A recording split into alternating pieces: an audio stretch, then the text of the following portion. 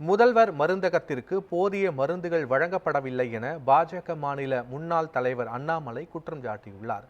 X தளத்தில் இது தொடர்பாக அவர், மக்கள் நலனுக்காக திட்டங்களை செயல்படுத்தாமல் ஒரு நாள் விளம்பரத்திற்காக செயல்படுத்தினால் என்ன ஆகும் என்பதற்கு மற்றொரு உதாரணம் திமுக அரசால் பலத்த ஆரவாரத்துடன் ஆரம்பிக்கப்பட்ட முதல்வர் மருந்தகம் என பதிவிட்டுள்ளார்.